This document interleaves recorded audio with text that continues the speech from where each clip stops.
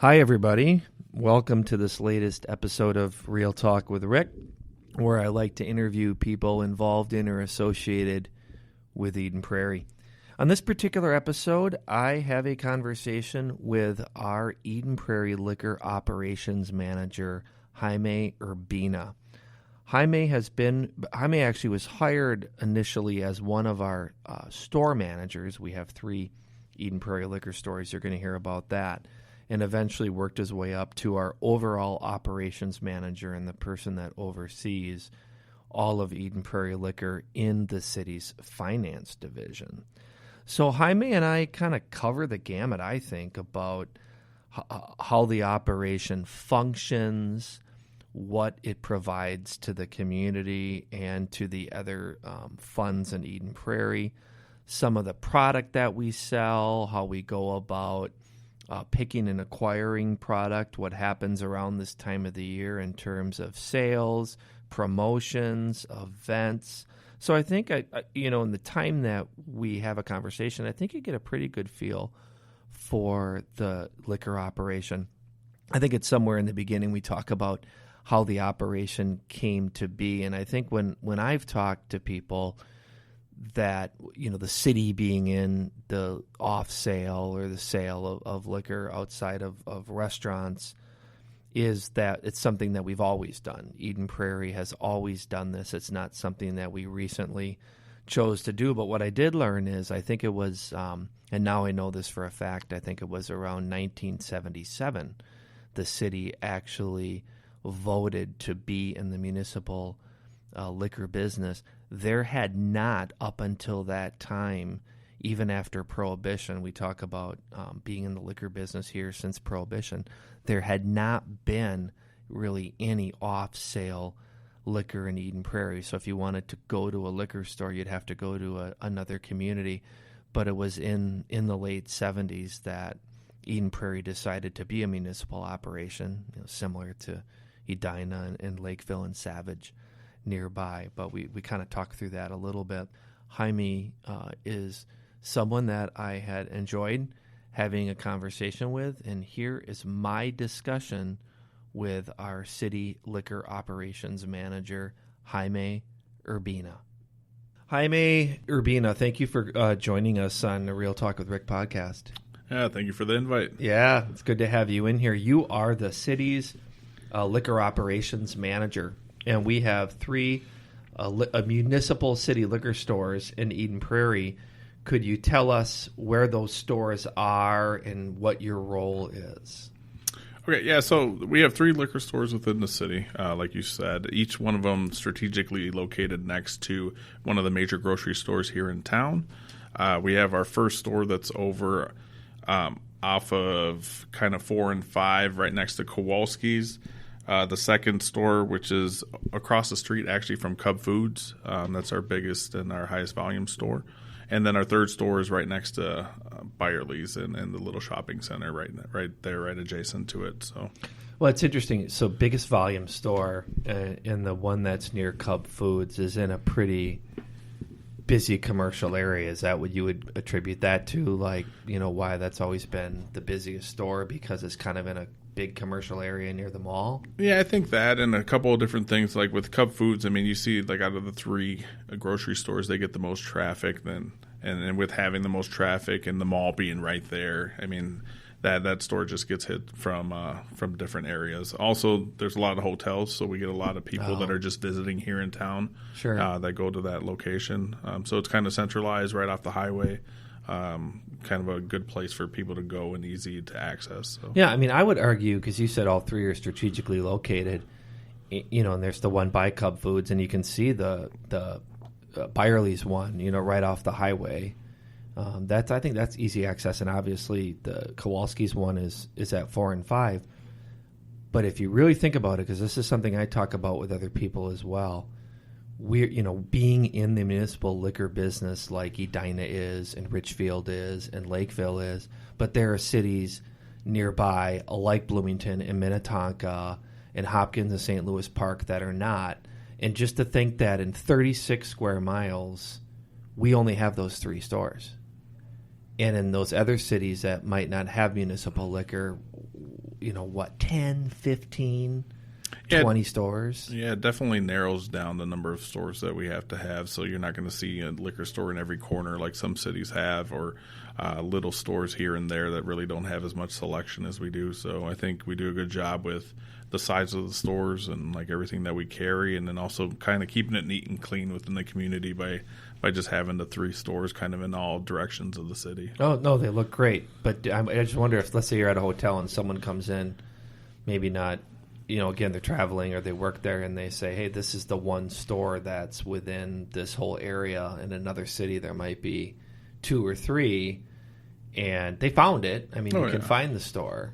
But obviously, one of the reasons, so there are reasons where people do not like the fact a city's even in this business. Like, why would a city be in the liquor business? And we'll get into that. But even the people that I talk to that think it's a private enterprise that we should have nothing to do with, that 3 stores is kind of seems a benefit, that there isn't a store in every corner, because you kind of you're controlling access to alcohol, and you're controlling the distribution of alcohol off sale. Yes. Right? Yeah. Obviously, you can go to all of our many, many restaurants, and they have alcohol and they have liquor licenses, but that's called, that's on sale. We're talking off sale alcohol that you can leave the store with. What's funny is 3 stores, we've had the 3 stores for 15, 20 years, and we don't have any plans to open anymore, do we? Not at the moment. I mean, we get people that request and ask that we do open up a 4th store, possibly over by the 169 kind of end of town. But currently right now, I think the 3 stores are doing well, and we have some consistency with them right now. So probably look into the future and see what happens. Yeah, well, there is a commercial area over there, 169, that Jerry's area, and there's a lot of residential property over there. But I know that, we've kind of stuck with the 3 stores. The 3 locations. So really quickly, I touched on that, and I want you to answer, why are we even in the liquor business? Why is that the case? Well, it was voted on, I can't remember what year it was exactly, but for the city to get into the liquor business, and a lot of that had to deal with to control the sale of alcohol within the city. Well, actually, and I don't know the exact year either, but to give people a rough idea, wasn't it like soon after the end of Prohibition, right? Like the city is a village. Maybe it was in like the 20s or 30s. We weren't an incorporated city. I'm not sure the exact. Yeah, I'm not sure the exact. But date it wasn't in the 60s or the 70s. It goes way back. I think it was actually in the 60s. Actually, Sue and I were looking into this because we had gotten that question from an employee in the liquor store, because Lakeville is completing, I think, 50 years is this 50 year. years of stores. And we don't. I think we have closer to 30. So I wonder if when I mentioned the fact that since Prohibition ended, we've been in the liquor business, I'm thinking that there just weren't any stores in Eden Prairie. So maybe the city didn't have stores, but maybe nobody else did, so you probably had to go to other cities for off-sale liquor, again, off-sale liquor. So that might add up. That I'll check on this, and when I do the intro to the podcast, I'll make sure I can answer that. I don't think there was ever a period of time where there were independent stores separately selling alcohol in Eden Prairie, but maybe there was some time in the 60s when they were going to open their first stores that there was a vote that it be municipal. Yes. Okay. I do believe so. Got it. Learn something every day. So then, as you said, there was a vote at that time to get into the business. Why stay in the business? Why not exit the business? Well, we do help support a lot of the different projects within the city, and we try and maximize profit to support the city's capital improvement fund. So a lot of that money goes back there, and goes to a variety of different projects. And outside of that, I mean, licensing alone is never going to generate the same amount of money as the profits do from the liquor stores. Okay, so profits from the liquor stores. It's a completely separate entity and enterprise. It's not in any way connected to the city's property tax or general fund. It's its own enterprise operation. How much money roughly in sales do the 3 stores bring in a year? Almost $11 million. So it's closer around $10.8 million per year. Yeah, I know it changes over time, and I'll ask you about trends. So then roughly what is the after all expenses are paid, what is the profit? We're looking at around $800,000 a year. So $800,000 a year, and you mentioned this earlier, and I get asked this quite a bit too, is transferred into our capital improvement plan, of which we would need to fund in another manner, be it property taxes or a levy or another source of revenue, but $800,000 a year free and clear into a fund that helps with our parks and our trails and our park equipment and our facilities. So if you actually, I don't know if we have a sign out at some of our facilities, but you could walk into one of the stores and it could say that the new pickleball courts at Starring Lake were partially funded by liquor profits. Oh, exactly. Yeah. And that's just like we have one good example of like where the profits actually can help attribute and kind of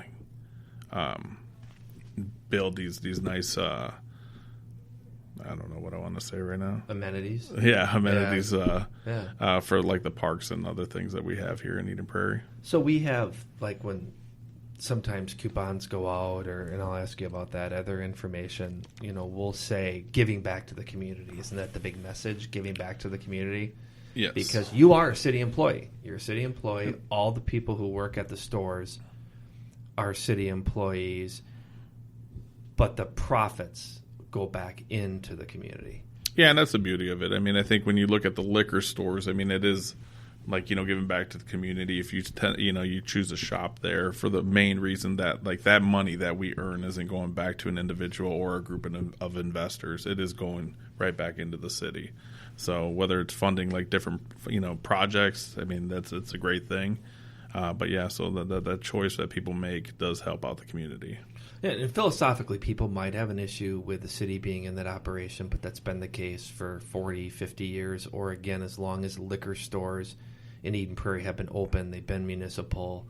And if we were to move away from that, it would be, $800,000 minimum. There have been some years where it's been $1 million of profit. So it's a financial concern then. The control of alcohol, as you were saying, the licensing function, but someone would say if you give out 9 or 10 licenses for private businesses, it could pay for that. It would not. Licenses are typically $5,000, $6,000, $7,000 a piece. You're not going to capture $800,000. So that being said, we're in the business. We plan on staying in the business. What do you think then makes our stores unique? Well, if you really kind of look at our stores, and I think when you go into the store, you see how much time and thought was actually put into the stores. Because one of the biggest reasons when I first visited the Eden Prairie liquor store, I was kind of surprised at how nice they looked. I think there's like a certain aspect, a certain look that we have that really kind of is an upscale liquor store. It's not like your typical liquor store. We don't have like terrazzo floorings or warehouse look to us. It's like definitely a lot of time was put in and thought into the stores. Also, we're a certain size where we can carry a certain selection. So with having all that selection, it gives more options for people to come in. So we're not going to be out of certain things that maybe that they've had elsewhere. We try and carry as much stuff that you can find within the restaurants around town so that's available to customers. And then just the service that they get when they come in, along with just like that community feel, I think sets us aside from other liquor stores in other cities. Well, I mean, I'd like to compliment you on being the operations manager in terms of setting the tone with all the employees and focusing on the guest model and the customer service. I know that's a big part, and product knowledge, right? Yes. So I think that's something that I know you've brought in your time here, working with employees, working on customer service, increasing product knowledge. I think, like you said before you started, the feel of the stores had an upscale feel. I agree with that. We want to continue that, but now probably, what would you say, for the last 5 years, putting work into our employees, and also into how much information they could provide. And we'll get to this, the events, right? And the events. And the events that we have. So how do you decide, like, what to carry? Like, what to have? I think part of it, you said, if our restaurants have it and we have enough square footage, you think, to provide what most stores can. But how do you make those decisions? So I think what's difficult is, like, one thing that we focused on, and which kind of leads into this question on how to actually decide on what to bring in, kind of went hand in hand with how to increase the product knowledge of our managers. And so what we ended up coming up with a few years ago, I think it was around 4 years ago, is that, okay, so we do have a centralized buyer. So we have a purchasing and events manager named Tana Wold, but the managers kind of are now no longer kind of involved within that transaction piece where they get, introduced to all these products or anything of that, or anything else when it comes to ordering. So in order to get them back into there and more familiarized with products, what we ended up doing was have all our salespeople make introductions to new items and products that they want to pitch to each one of the store managers. And then on a bi-weekly basis, we get together in a manager meeting and we kind of discuss each one of these items that were pitched to each manager, and decide from there on whether or not we feel that customers would actually take a liking to the product, or whether or not it's something that's like trending within both the state or even in the country. Okay, so do you have a couple examples, like this hard seltzer thing has taken off, in the last couple of years, and there's so many different kinds of wines or different kinds of spirits. It seems that every celebrity is making a tequila or a vodka. So is that some of the discussion? Like, let's go with maybe this and not this. Do you have any recent examples of product lately? Yeah, so with the seltzer boom right now, it seems like you always have one company that starts off, and they're the main company. They're the ones that kind of drove it, and then that's kind of like right now it's White Claw, and that's the most popular, I think, seltzer that everybody knows.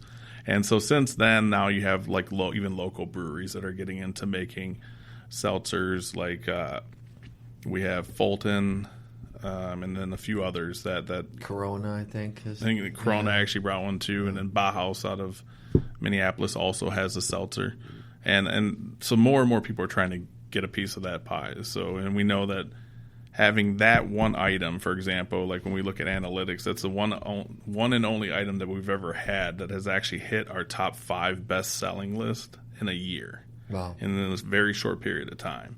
So obviously seltzers are like on the rise, and I think a lot of that has to do with kind of some of the implications that people feel it's a healthier option of alcohol. Yeah. So. You're laughing. I don't know how you can make alcohol healthy. Yeah. But the idea that if I drink this as opposed to beer, it's healthier. Is it calories? I guess they're calories. But what's interesting is I even think back 10 years ago, and you would go to our stores or most stores, and it would be all your typical beers of your Budweiser, your Coors, and whatever, and then there'd be a couple craft beers. And craft beers, I mean, there's a time when like Coors Light was actually craft beer, and you couldn't get it here, but that's like my dad's age. But then Sam Adams, and then Summit. But now it's like there's like 40 of them in the metro. Yeah. Now there's tons of seltzer. How do you even find room? Well, that's a difficult piece. So, like on a bi-yearly basis, we do it twice a year where we'll do complete cooler resets, and we have to actually look at what's selling, what's not, and kind of reanalyze like how it should be set up. So we have vendors that help us out and pull things out, put new things in, and a lot of it's just based off of sales. Yeah, basic. Because, like, again, you got the seltzer, and there's so many different kinds, and then there's the beer, and there's so many local beers, but then within that beer, Bauhaus or Indeed or Insight might have like 7, 8, 9 each, and then don't you have to decide, well, we'll carry their 2 or 3 best sellers then instead of their whole line? That, or we'll try and look and see which beers are okay to be left on in like a warm area, so at room temperature, and then we'll kind of have some of them in the cooler and some of them on the actual shelves. Okay. And that helps us with like bringing in more variety and having a couple different things right now, because I mean, the craft beer boom has been very unique and different to the industry, just because of the mere fact that, like, right now, one of the leading categories outside the seltzers is local craft beer. Mm-hmm. and that actually has like the biggest growth right now. And now it's getting to be so big in Minnesota where there's so many craft breweries that it's almost becoming regionalized. So most of the breweries that are kind of close to their liquor stores are the ones that seem to have the most popularity. So for one example, like Excelsior, I mean, they're not the closest to us, but because they're still kind of in that southwest metro area, we sell a ton of their blonde. You can just tell that because we're closer to Excelsior than maybe some of the breweries in northeast Minneapolis. Yeah, they do sell more. Yeah, but then if you go like to the other end of town, like Stillwater, like you wouldn't see the same type of sales from like every brewery that's out here that we sell a lot from. Fat Pants Brewery. Yes, Fat Pants. Yeah, Fat Pants is our first brewery that opened in Eden Prairie. Have you talked to them? Was there some point where they would bottle or can their beer and we would sell it? There is an option for that if they do get to that point where they're starting to can, or even if they do crowlers, we can carry the stuff within the liquor stores. And then our distillery, the Flying Dutchman Distillery, I think very early on when they opened, you talked to them about selling their product as well. Yep, and then we actually carry their product in all three of the liquor stores. We actually have a great partnership with them. Okay. They come into the stores actually quite often, and we talk to them and talk about new concoctions and different cocktails that they're making in their tap room. And yeah, it's a fun time. Yeah, well, I keep jumping around grocery stores.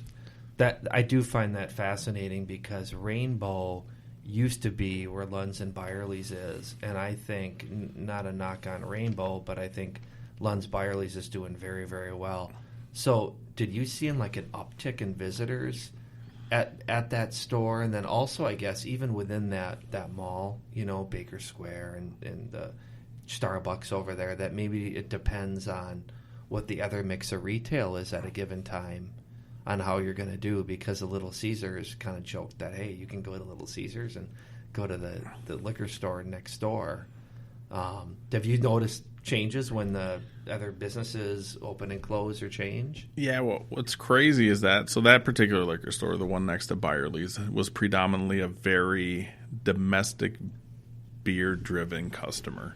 So that they unfortunately, or fortunately, whatever, however you want to say it, but really did more business in beer, and it was like that more, I guess, lower end kind of cheaper beer in like larger quantities, and that's what kind of really drove their business. And wine was always at the bottom. So we break up like the liquor stores into three different categories, and even though the liquor stores are only around 2.5 miles apart from each other, they're actually very different depending on where they're at.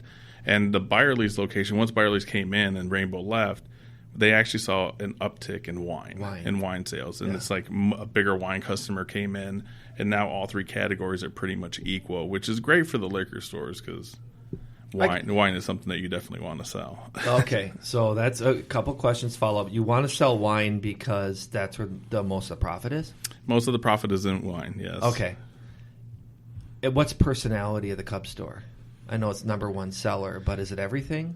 Or it's pretty much everything as well there. They go through everything. It doesn't matter. The only store that has like a big difference between the three categories is now going to be Kowalski's. And Kowalski's is definitely driven more by wine than the other two categories now. Okay. So the Rainbow store used to be all about beer. Now it's becoming more wine. The Kowalski's store has always been wine. It's kind of stayed that way. And the Cub store has kind of been a little bit of everything, top seller. Mm-hmm. Speaking of that, too, when you give reports through you report through the finance division and the finance manager. She was actually a good podcast guest as well, and she gets those reports. I get those reports on how we're doing. We're having it's December 2019. We're having a pretty good year. Oh, yeah. So far in the year, we just need to finish these last 3 weeks strong, but we're positive in sales, which is awesome. A lot of that is driven by an increase in tickets and an increase in our average ticket, which is what we find to be a big success, because when we see that average ticket go up, it kind of measures and helps us see how much of that customer service is really impacting the business. Average ticket. So of all the customers that come in, sales divided by number of customers is average ticket.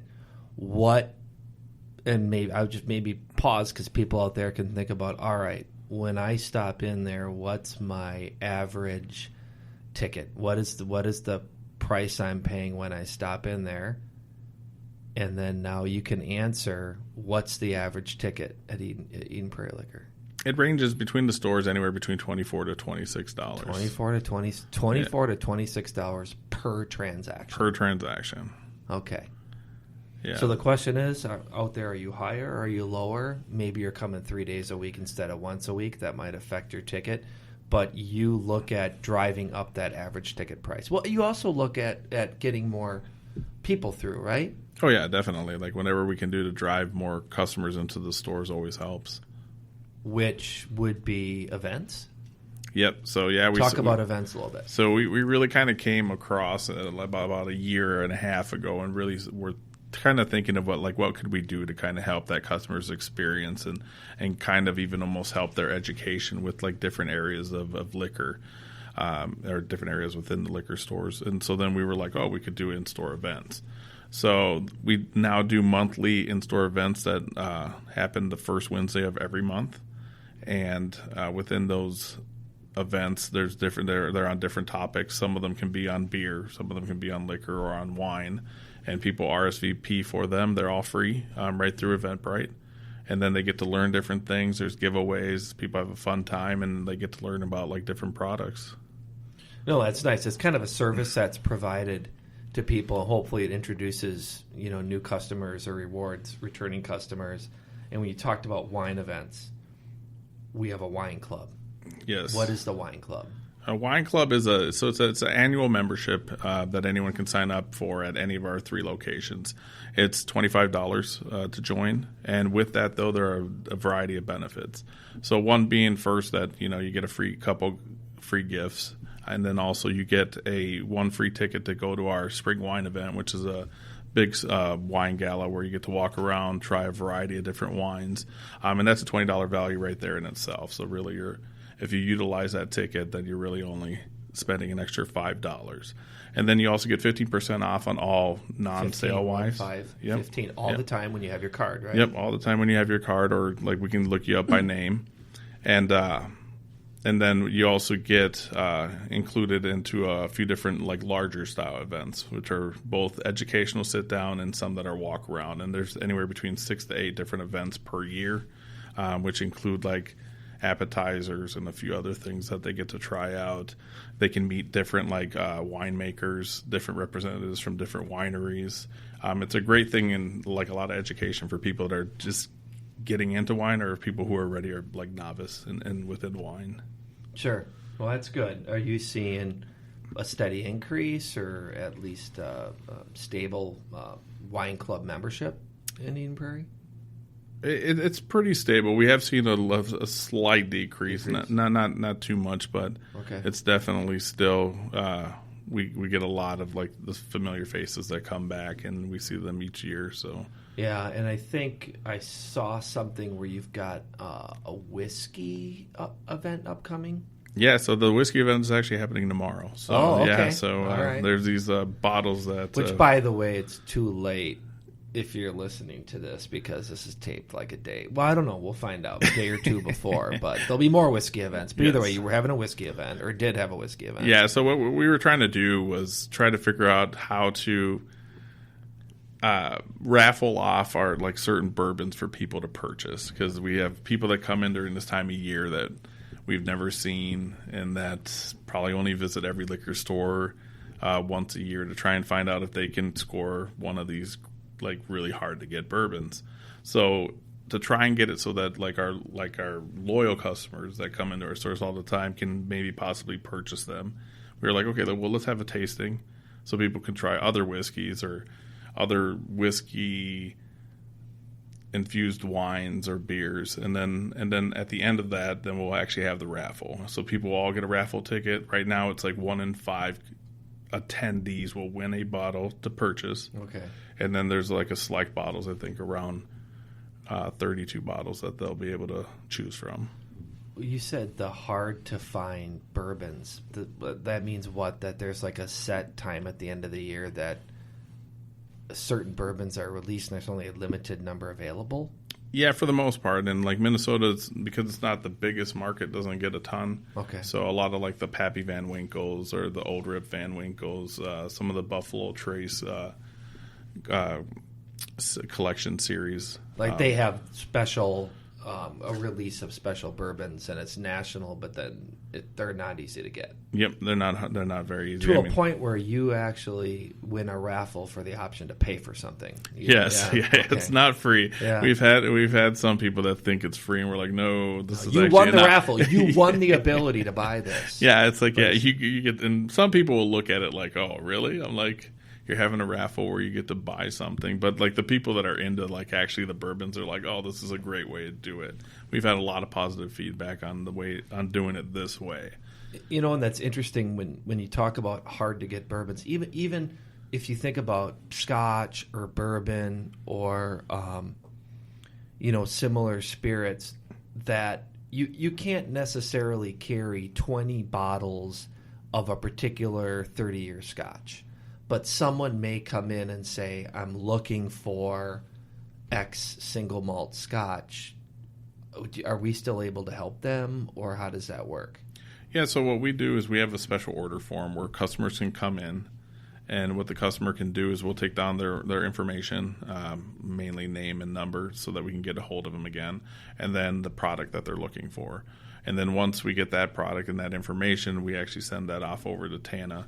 And Tana will like look into it and find out if the product's even available within the market.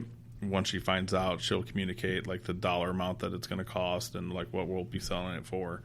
And then we'll go back and communicate to the customer and then bring it in if they choose to want to buy it. And does that happen with wine too? I mean, do you get people with everything? It does happen with everything, like pretty frequently? Yeah, I would say that we get at least 10 to 20 special orders per week. Wow. And it might be, I was in this part of the country or this different country and tasted this wine. Is there some way I can get it? I remember it. Is that how that happens? A lot of it is that, or sometimes we'll have people that go on vacations, like maybe to Pennsylvania or Florida, and they'll have this beer, and they're like, oh, can we, like one of them that we get asked for a lot that most of our now employees know that, yeah, we can't get in the market is Yin Yang. Yingling. Or Yingling, Yeah, sorry. Yeah. Oh, man, I totally just messed that one up. Hey, huh? I'm there. I'm there to know. I know all about Yingling. Yeah, so Pennsylvania, the Ohio. It's interesting because I made that joke about Coors Light. My dad used to tell me that Coors Light is everywhere. It's what you called a low-end cheap beer earlier, but back in the 70s, it's like you couldn't get that anywhere but Colorado, and people would drive that over. But it's just kind of funny. The Yingling and like Lone Star beer out of Texas, these are like kind of straightforward Pilsner and lagers that you just really can't get in the state of Minnesota. Yeah, no, not at all. So we get asked a lot for that stuff. And then that's mainly, I think, where a lot of people do, or they'll go down to California and they'll go do a winery visit and they'll ask, hey, do you carry this? And yeah, a lot of times we can get it. Sometimes we can't. It all depends on the size of the winery or distillery. Well, so what's popular like this time of year? Like, do you have to, when you're ordering and thinking about the end of the year, we want good sales. We want people to celebrate the holidays, obviously, responsibly. But you've got, I don't know if is it different? You guys look for different stuff this time of year? Is it typical throughout the year? So we do a lot of gift packs. There are some gift packs where like items will come in with like free glassware or either like a bunch of little different 50 mils, and people will buy that as gifts. A lot of things that are popular, though, is going to be wine. And a lot of wine sells around this time of year, but that's mainly for like the dinners and everything that kind of goes on and the parties and so forth during this time of year, during the holidays. Outside of that, for gifts, a lot of it has to do with whiskey. We go through a lot of whiskey right now. Okay. And a lot of the spirits just based off of gifts like, or going to parties or bringing to, yeah. But it does, maybe you just need to order more, but it doesn't necessarily change what you're ordering. You just kind of know what you might expect. Yeah, I mean, a lot of the market is driven by kind of the vendors when it comes down to it. I mean, because a lot of what people see on TV or on billboards or in ads and so forth is really kind of what draws the attention of like the consumer. Yeah, but I would think, for instance, you probably have to have a little more Baileys in the store this time of year than you would in like July. Oh, definitely. The liqueurs go up quite a bit. And especially that form of liqueur is probably the most popular. So we'll have bourbon creams and Baileys and every other product that's called something similar to Baileys, like Mary's and Mercy's, or I don't know. There's a lot of them. Ton of them. There's a lot of them. What special? Do we have any special promotions coming up?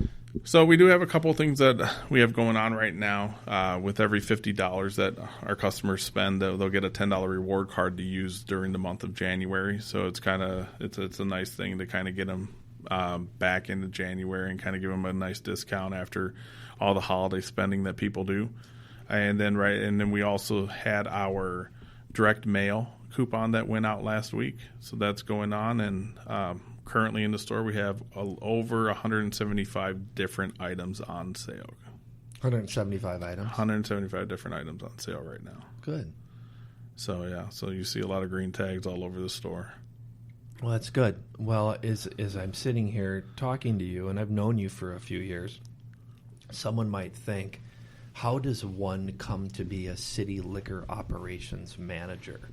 So I just kind of want to maybe trace your path here a little bit. So you didn't do this before. You weren't. I mean, we have actually had some managers and assistant managers and other people that were in the liquor business. Whether it was even like private stores. But you do have a retail background. But how did you come to Eden Prairie? What brought you here? So I was in clothing retail for the majority of my retail career, and started off at American Eagle. Kind of had a little stint at Charlotte Russe. Wasn't really my thing. And then, what does Charlotte Russe sell? Charlotte Russe is a female clothing company. All kinds of clothes? Just all clothing for like one-time use, trendy, like female clothing. Like Forever 21. Basically, that was the biggest competitor, was Forever 21. They're bankrupt now. Well, both of them, I think, are bankrupt. Okay, all right. I mean, nothing against trendy one-time clothing, but I've never been in one of those stores. The American Eagle, my kids have been in. I've been in. They've held up. But either way, I interrupted you. Yeah, it seems like for whatever reason that type of clothing company just does not. They have a lot of trouble with it, and I'm not sure if it has to do with trends or pricing or what exactly it is, but there's some difficulty in like sustaining those companies since so many of them have gotten in trouble. More of them come and go, though. I mean, wherever Forever 21 may leave the market, or Charlotte Russe, there'll probably be another. And people are, whatever's trendy now and not super expensive, not everyone's going to go to Nordstrom or to higher end clothes all the time. There's probably always going to be a market for it. Oh, yeah, definitely. I mean, I guess in a way that's what the Gap is too, right? Yeah. But the Gap covers everything. It's not just women, though. Yeah, that's all ages. Yeah. So. All ages, everybody. Even your dog. What? They even carried clothing for your dogs. We're talking about the Gap now? At the Gap. I've seen it. I've got two dogs. Oh, you can go there. Maybe get them a sweater. Sweaters for dogs? Yeah. Okay. Are you sure it's not Old Navy? It's a Gap? Is it both? It's at Old Navy, too. Yeah. But, I mean, they're owned by the same people. Gap, Old Navy, and Banana Republic are all owned by the same Yeah, they're all owned by the same people. Okay. But you came straight here from Aeropostale? Yep. So, yeah, I was at Aeropostale for like 10 years. Oh, wait a second. I didn't say that. Pronounce that again? Aeropostale. Aeropostale. The most common misenunciation of it is Aeropostale. Okay. Yeah, but it's Aeropostale. It's a French term. What does it stand for? It's like airplane or airline or something like that. All right. I've been in that store before. I mean, are they still around? Yeah, they also, I think, went kind of bankrupt at one point in time, and then Simon Properties ended up buying them out. So Simon Properties are the ones that own like Albertville Mall. I think they own also like a variety of malls here within the Twin Cities. Well, you're like a specter over all these businesses. Should I be worried about our stores? Oh, they're bankrupt. They're not there. They went under. That's a flash in the pan. That didn't work. But I had a great time in clothing retail. Well, American Eagle did okay. Yeah, that's true. They're still doing okay, right? Yeah. As far as we know. I mean, Charlotte pick up the paper tomorrow. Yeah. Chapter 11, American Eagle. Then you probably should get a little worried. Yeah. No, I'm not worried about it. No, Charlotte Russe was only like 8 months, so that wasn't... For you? Yeah. Okay. But so were you like, I got to get out of here? Is that what... It was a very different customer change and everything else. Not the fact that, like, it's like very 12-year-old odd. girls? There was that, but there were grown women. Okay, like I actually started off at the Eden thinking, Prairie Charlotte all right. Roos. And I'm sorry, I'm focused on like the Forever 21 younger female. But all right, so you're at the Eden Prairie Mall. I did start out at that store, that location, and it was odd because there's an extreme amount of theft that happens in those little stores from outside. Yeah, like external theft. It is wild, like the number of like people that we had to stop on a daily basis, and not so much in Eden Prairie, but when I went to Maplewood Mall and ran that one, I can see that. Edina, Maplewood. Oh yeah, Edina too. Yeah, right. Crazy. Same thing, but no, there was a lot there, and it's just like, and the customer is just not very appreciative of the stores, so it's just they're kind of just. Well, why? So clothing retail, because you had kind of a good run in that, and obviously you had a really good history. I think you were managing. I don't know where the Aeropostale store. Where was that? In Albertville. The Albertville Outlet Center was the last store that I ran for Aeropostale. So. Yeah. So why Eden Prairie Liquor? So I actually was looking around because I do like the aspects of retail, because it really kind of, there's like a ton of different hats that you have to wear within each one of the positions that you have within a retail store. So I wanted to stay within retail, and I looked at it and I'm like, okay, well, I'm interested in craft beer. So I figured that liquor stores would be kind of a nice transition right into that, because it's still retail, but it's liquor. And then I had seen actually the operations manager when it first popped up. I had applied for it and actually didn't get an interview for that, and then I saw that there was a store manager position that actually came up, and then I applied for that, ended up getting that, and then kind of moved into the operations position afterwards. But yeah, so in my whole reason, I should say you did. You started out as a store manager and then moved to operations manager within a year or two. Yep. Yeah. So and then what the whole I guess. The reason why Eden Prairie was because, I mean, when you think of liquor stores, I think it doesn't always have like the most positive connotation to it. I think some people, like when they're like, oh, you're going to work in a liquor store, they're like, how often do you get robbed? Yeah. I'm like, well, if you know Eden Prairie, you know that the community is very safe. It's a nice community, and the stores are beautiful. So it's like a different type of store. So I think it's like it gives more of a safety aspect to it, and it's a much more upscale aspect than like your Chicago Lake or a different liquor store in a different area. Well, like and that. I think there is a wide variety of the small corner mom and pop liquor store to a chain warehouse store to an upscale, think Surtick's, Haskell's type store. I think we do have a wide variety, but your point is, you're in retail. This is still retail. You enjoy craft beer, but you were kind of picky about where. So you weren't going to apply to like X liquor store on the corner of some. Like street. I was very particular on where the location was of the liquor stores that I was applying for, and I mean it was really just Eden Prairie, the one that kind of caught my eye and attention to it. And the other thing is, at the time we were closed on Sundays. So what made it appealing was that one day that could give me at least some form of structure within a week was the most appealing part of it, because of the mere fact that it was one day that you could shut everything off. I can't believe I didn't bring that up, because I get asked about that a lot. Sundays. There are two things that happen. I think one thing happened before you came on board, but when I started, the state legislature allowed the stores to be open later at night. During the week. So I think, back in 2008, 9, and 10, a lot of the stores closed at 8 o'clock at night. And then state law came along and said you could be open later. And then a lot of the private stores said, yeah, we're going to be open till 9 or 10, depending on the night. We changed our hours. We increased our hours. Then Sunday. Mm-hmm. So Sunday, because we all know a lot about Sunday because it was our state legislator that kind of had to push for that. And our comment at the time was, from a business point of view, we think you're going to spread the same amount of sales, 6 days of sales over 7 days. That's what we think is going to happen on Sunday. From a purely business standpoint. From a convenience standpoint, we get it.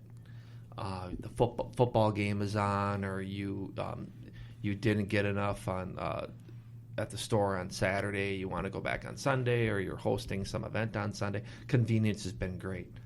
But in terms, let me ask you, after what now? It's been 2 years. What is Sunday like? Is it a busy day? Is it not a busy day? What's happened? So it's not very busy. It's still our slowest day of the week.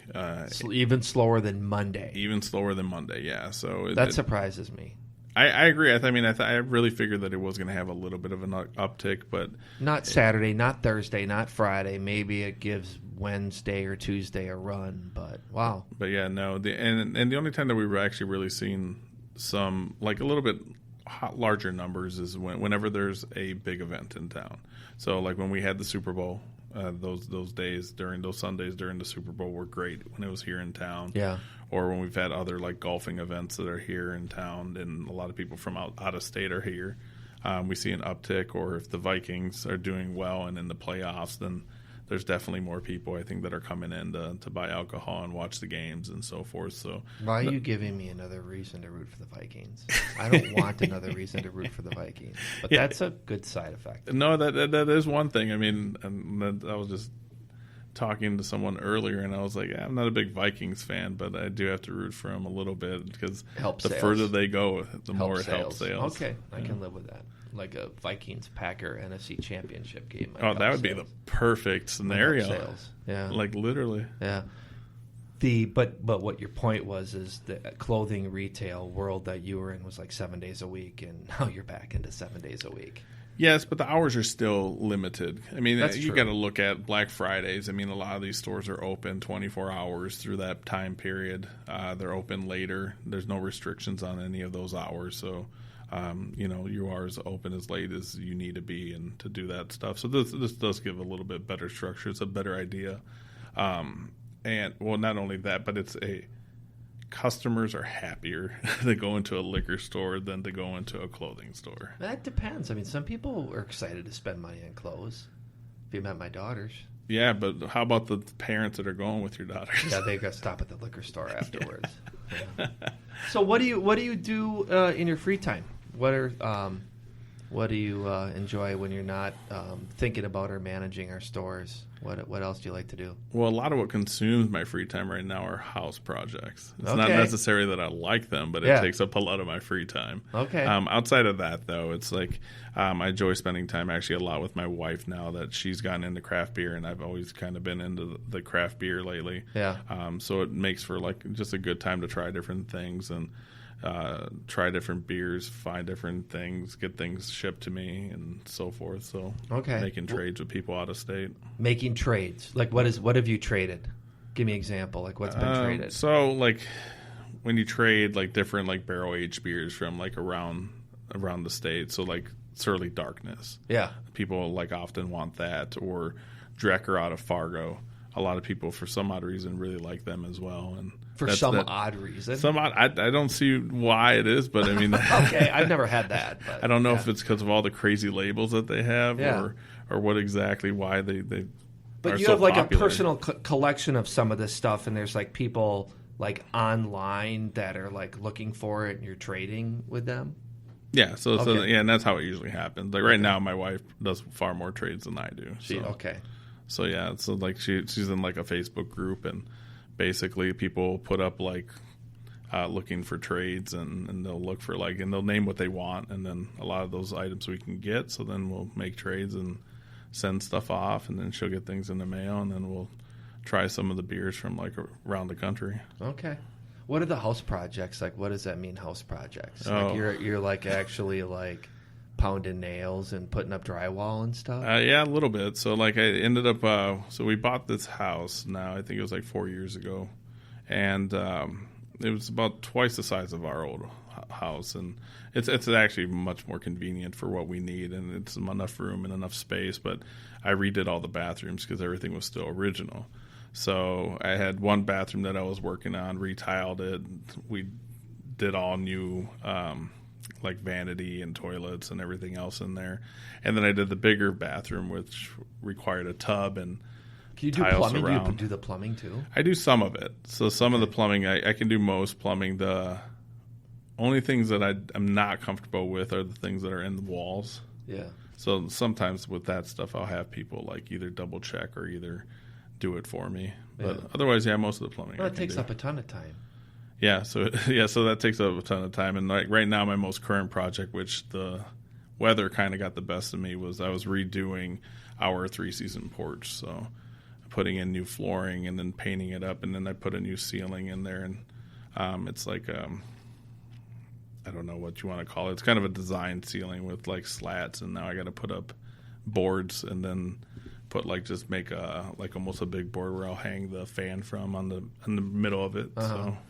But you can't be out there. No, now. It's too cold right now. No. So yeah, and then eventually at some point in time I'll do like all the flooring throughout the house.